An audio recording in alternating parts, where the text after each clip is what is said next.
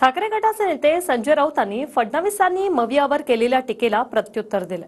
पुण्यात भाजपच्या अधिवेशनातून फडणवीसांनी मवियावर जोरदार हल्लाबोल केला होता। दरम्यान त्यांनी केलेल्या टीकेनंतर राऊतांनी जोरदार निशाणा साधत फडणवीसांवर आरोप केले। पाहूया। तुमचेच 20 आमदार आमच्याकडे कधी आले तुम्हाला समजलं नाही। देवेंद्र फडणवीस म्हणतात 20 आमदार फोडले, अटक करा देवेंद्र फडणवीसना। 20 आमदार फोडले, किती पैसे दिले देवेंद्र फडणवीसांनी? राऊत हा झोपलेलं सोंग घेतलेला सोंगाडी आहे। आदेश विचारू नका, मैदानात उतरा, ठोकून काढा। देवेंद्र फडणवीस यांनी गृहमंत्री पदाचा राजीनामा द्या, मग ठोकशाही काय आहे हे महाराष्ट्र तुम्हाला दाखवेल। उपमुख्यमंत्री देवेंद्र फडणवीस आणि संजय राऊतांमध्ये पुन्हा एकदा जोरदार जुंपली आहे। रविवारी पुण्यात झालेल्या भाजपच्या अधिवेशनातून अमित शहांसह देवेंद्र फडणवीसांनी मवियावर जोरदार हल्लाबोल केला। विधान परिषदेच्या निवडणुकीत झालेल्या क्रॉस वोटिंगवरूनही फडणवीसांनी मवियाला टोले लगावले। दरम्यान यानंतर ठाकरे गटाचे नेते संजय राऊतांनी मात्र फडणवीसांवर आरोप करत त्यांच्या चौकशीची मागणी केली आहे।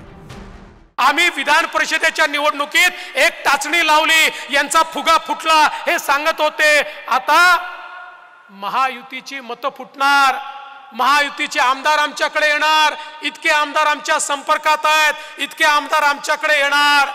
अरे महायुतीचे सोडा, तुमचेच 20 आमदार आमच्याकडे कधी आले तुम्हाला समजलं नाही। हा फुगा फुटलाय। देवेंद्र फडणवीस म्हणतात 20 आमदार फोडले, महाविकास आघाडीची चिंचोके 2 फोडले का? अटक करा देवेंद्र फडणवीसना। गृहमंत्र्यांना भ्रष्टाचार नको आहे ना? 20 आमदार फोडले, किती पैसे दिले देवेंद्र फडणवीसांनी? करा चौकशी, ईडी सीबीआय लावा देवेंद्र फडणवीसांच्या मागे। तुम्ही जर सच्चे असाल ना गृहमंत्री अमित शहाजी, तर पहिली चौकशी देवेंद्र फडणवीसची करा।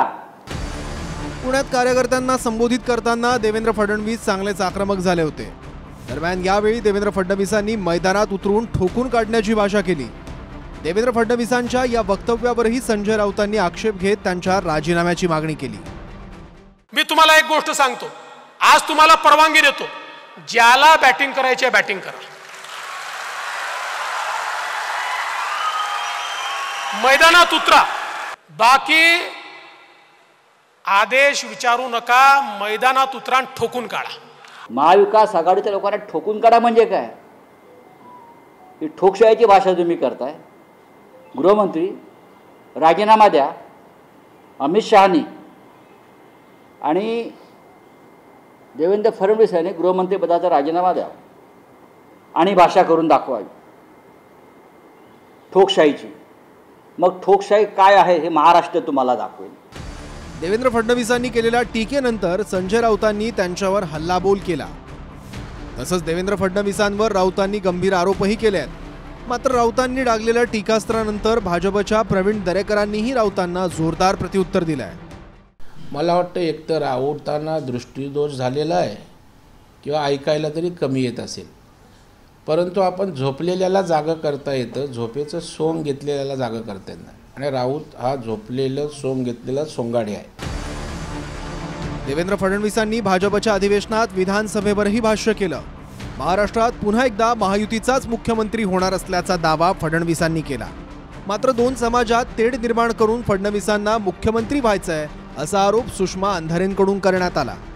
अनेक कार्यकर्ते विचारतात, मग सांगा मुख्यमंत्री कोणाचा होणार, मग मुख्यमंत्री कोण होणार?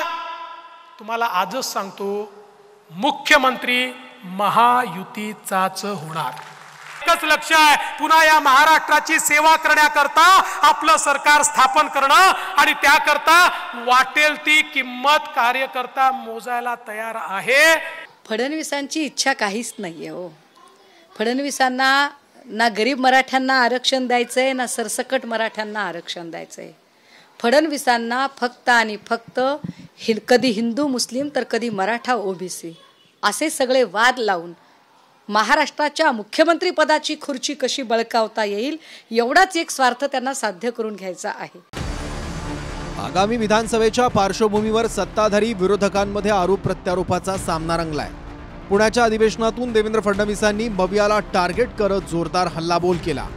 दरम्यान त्यानंतर मवियाकडूनही फडणवीसांना जोरदार प्रत्युत्तर देण्यात आलंय। Bureau report TV9 Marathi.